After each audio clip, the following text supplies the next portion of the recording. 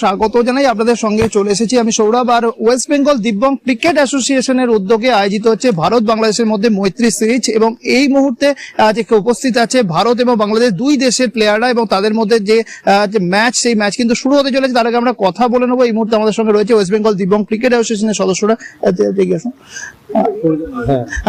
তোমার কাছে জানতে চাইবো যে এই যে টুর্নামেন্টের অর্গানাইজ তোমরা করছো, মূলত কি ভাবনা চিন্তা থেকে এই টুর্নামেন্ট অর্গানাইজ? প্রথমে থ্যাংক ইউ সর্ব তোমাদেরকে আসার জন্য।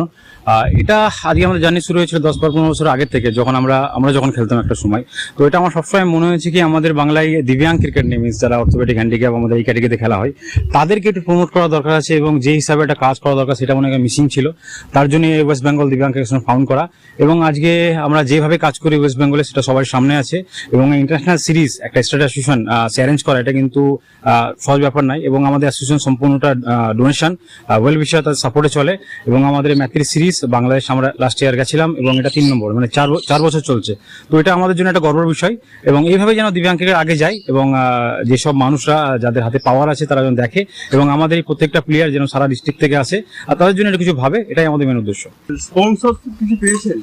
না, আমাদের আমি যে বললাম আমাদের সম্পূর্ণ ডোনেশনে চলে। আমাদের যারা ওয়েল উইশার আছে তারাই সাপোর্ট করে, এবং আমাদের অ্যাসোসিয়েশনের সব রকমের ডকুমেন্ট সত্য মেবি আমরা ওই পর্যন্ত পৌঁছাতে পারছি না, ইয়া স্পন্সররা আমাদের এই খেলায় সেইভাবে বেনিফিট দেখতে পাচ্ছে না, মেবি হতে পারে। তো তার জন্য তারা আগে আসতে পারছে না, আমরা যেতে পারছি না, হতে পারে। কিন্তু আমাদের সম্পূর্ণটাই কিছু মানুষের ডোনেশন ওয়েল উইশারই চলে।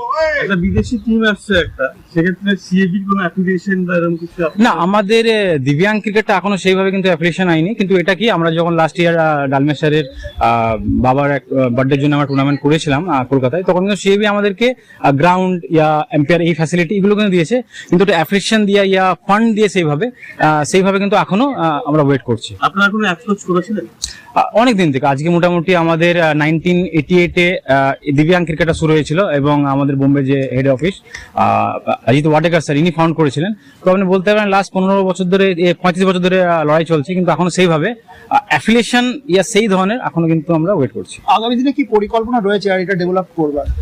অনেক হয়েছে। কেন, একটা সময় যখন আমরা খেলা করতাম তখন ড্রেস ছিল না, রাখার অবস্থা অনেক খারাপ ছিল, এই ধরনের মাঠ হতো না, ডিউস বলে খেলা হতো না। তো অনেক ইমপ্রুভ করেছে, যেন আপনারা আজকে আগেই আসছেন, মানুষের কাছে পৌঁছাচ্ছে, প্রত্যেকটা প্লেয়ার তাদের এলাকায় তাদের নাম হচ্ছে।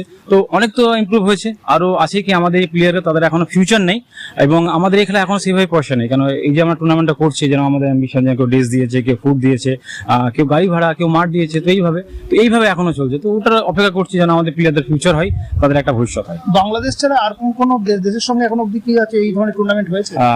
এখনো নয়, ম্যাথ্রি সিস্টেম মিনস আমরা বাংলাদেশের সঙ্গে এটা কন্টিনিউ